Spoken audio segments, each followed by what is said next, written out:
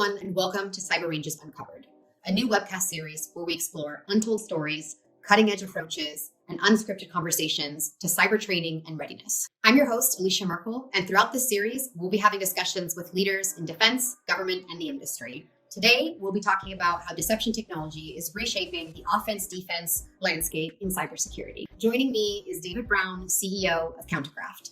Let's jump right in. For those who may not know CounterCraft, what inspired the development of deception-first technology to cyber defense?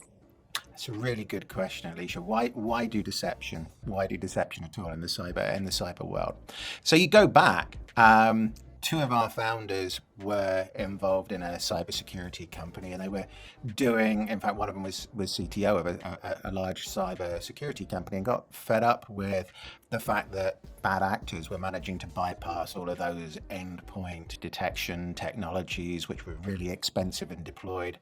And deception is a tool that's used to trick your adversary into entering one of our environments. It's not a honey trap, because once they come into our environment, they find it active and they stay around. And the name of the company is CounterCraft. So we do what it says on the side of the tin. We find out all about them. And the original purpose was to make that technology easy. How can you democratize that? How can you send that out to many? And so that really was the original purpose behind CounterCraft. And so when it comes to cyber offense versus cyber defense, how would you say that cyber deception reshapes the conversation between those two areas? Well, actually, we blur the line. So when you talk to some of our customers, and the reason why we're so happy to be working with Cyber Range is we've got a lot of the same customers.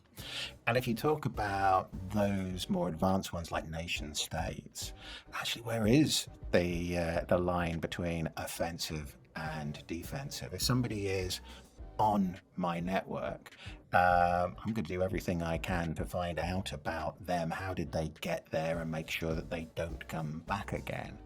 And actually, that tool can be really, really useful for projecting things that don't really exist into places where they are certainly not. Whilst I can, on one hand, pretend to be a hospital with the same technology, I could project that to be a base that doesn't exist somewhere. And in fact, blurring the lines, that's one of the things we won an award with one of our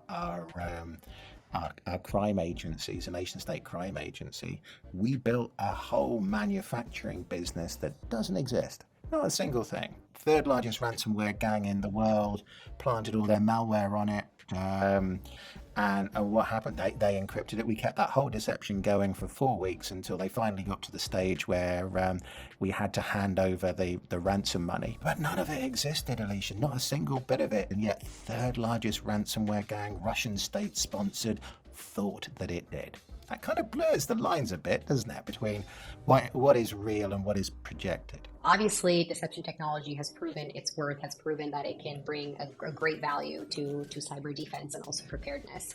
I'm curious now if you could shed some light on how integrating CounterCraft's deception technology into environments like that of Cyber Ranges can, perhaps boost the realism and potentially even the impact of training scenarios, and what benefits that those can have, to cybersecurity professionals and their respective businesses in terms of preparedness for these real world threats. The real world threats is a good point to pick at here. And actually, we found Cyber Ranges to be a really good partner to work with. So thank you for today. And I think let's start at the common purpose bit. So we call our product the platform. At one end of that platform, what are we doing? We're testing unique and novel threats to see if somebody really is exploiting them. Yes, they are. And that's got a lot of value. But the next bit in the middle, that bit where I built my fake house, for want of a better term, and somebody's walking around on the inside of it, and they're trying all the doors and locks, and they're getting tools out to open doors and move from one place to the other, and we're seeing what is it that they're trying to find out about you, what tools they're using, what exploits are they using. That's all really interesting stuff, and there's two fundamental bits that we work really well with Cyber Ranges together in. One, I think we've got a common passion about how do you train your defenders. So every CISO you talk to will talk about how hard it is to upskill everybody that they've got to keep them current. And where we work with nation states, right, that's even worse. 25% for the last decade has been my rule of thumb. 25% of everybody I know changes job every year. That's a bit hard, isn't it? Extremely high turnover. Yeah, right. Let's talk about people in uniform, right? People in uniform, they're typically 2, maybe 3 years if they're a specialist. And then you think about, so when they move into their new role, there's 6 months of learning their craft. And the 6 months prior to moving out to your next deployment is, what am I going to do? So how can you bring people up to speed as quickly as possible? Because we can bring the ultimate game tapes. I can show you exactly what bad guys have done all over the place. What I really need is somebody who can help us stand up a super realistic environment, do the whole gamification piece around that so it becomes easy to observe and becomes repeatable and so on. And we've proven that. We've been running some joint capture the flags where we use deception as part of the main environment. That's been really, really useful. So it's training people. How do we train people? The second bit, well, if you're talking to a customer about realism and making it look absolutely like the real thing, how do you demonstrate that in a safe way? Do that in a way that does no harm and is super realistic and has low friction. With Cyber Rangers, let's build something that is super realistic and let them see if they can find the deception environment and let us replay their game tape after they've had a good look at it. Yeah, talk about practical hands-on experience that can actually be applied to the real world. The real world. And there's also an interesting one where you start talking to some of the governmental agencies. If you want to practice your bit of offensive, well, yeah, it gives us a safe place to go practice being offensive really as well, doesn't it? Absolutely. And I think that comes back to our earlier point on, both the offense and defense part. It does enable on both ends, right? It enables on both ends. And I think the bit that we're all really enjoying, super realistic, super fast. Again, in today's world, it's really different. I go talk to customers and they talk about, it took us 2 years to deploy. Our experience is massively different. I talk about my 90% in 30 days. We built deception environments that we've been doing cloak and flags with together, and it's been a day or two. It goes back perfectly also to your earlier point of, this 25% of people in the industry changing jobs, within the year, it kind of becomes obsolete. So the need for that realistic, up-to-date, training and the hands-on experiences is so real. Well, yeah, you know what? One of the really interesting things has been AI. And so AI, one of the easy wins for bad guys is to use AI to morph an attack, a known attack. The speed of AI now enables you to re-engineer something very quickly. So straight to your point, Alicia, what worked last week, I've thrown AI at it and I've morphed it.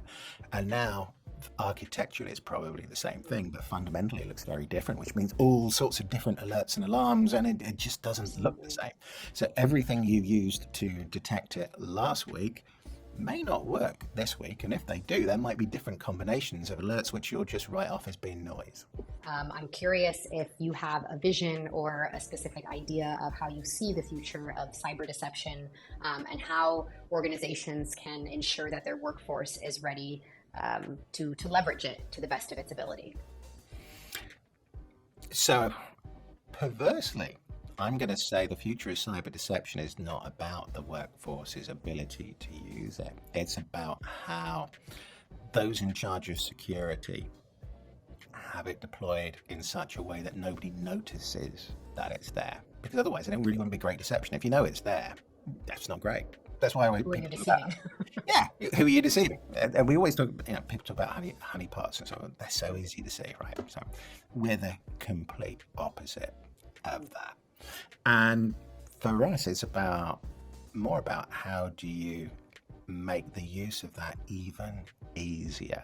What I do see in the future of deception, yes, is like those AI tools. One is actually how do we secure the AI tools, because everybody's worried about data loss, data leakage, how you corrupt those AI engines.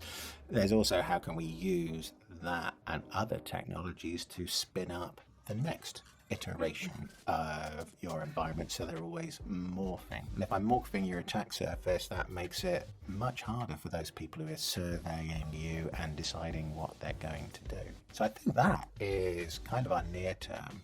Well, we'll have to pick another one of these 1 hour long interviews a year from now, and I'm sure the discussion will have evolved a lot in that last year. I think it will. I really think it will. But I think, the common bit with ourselves, at the end of all of that, there's still a defender somewhere. How do we make sure that they know how to respond to the things that we're seeing? But how do you train people? And I think that's where this is a really good relationship with cyber rangers. We always started off with, we'll detect some novel stuff at one end of my continuum, right? That we started with that. The bit in the middle, that's where lots of people are. So I'm detecting all the stuff that's going on that everybody else missed in your network. How can we train our defenders to do something about that? That's a proper knowledge economy thing, isn't it? Yeah, proper actionable outcome, not just we found a problem and now we don't know what to do with it. Hey, that's why there's a huge gap also. I mean, the industry needs, the workforce is struggling because there's more need than there is response. So. There is, and I was talking with sounds great. I was talking with a nation state, and they have a national service. So what happens when you've done your duty to your country and you've done your national service? Well, I'd like to turn them into my self-interest would make them all deception engineers and AWACS. But actually, if you add what we do together, now you've got cyber defenders, you've got proper responders trained. And that's a pretty good life skill to take with you and improve your circumstances. I think that's a good thing that we can do together. Well, and that's the road that, fingers crossed, we are on. I hope so. That's a wrap on this episode of Cyber Ranges Uncovered. Huge thanks to David from CounterCraft on sharing his insights and giving us a deeper look into how deception is changing the cyber defense game. Stay tuned. We've got more conversations coming your way from leaders across cyber and defense communities. Follow us on LinkedIn for the latest updates, behind the scenes action, and full episode drops. Until next time, thanks for watching.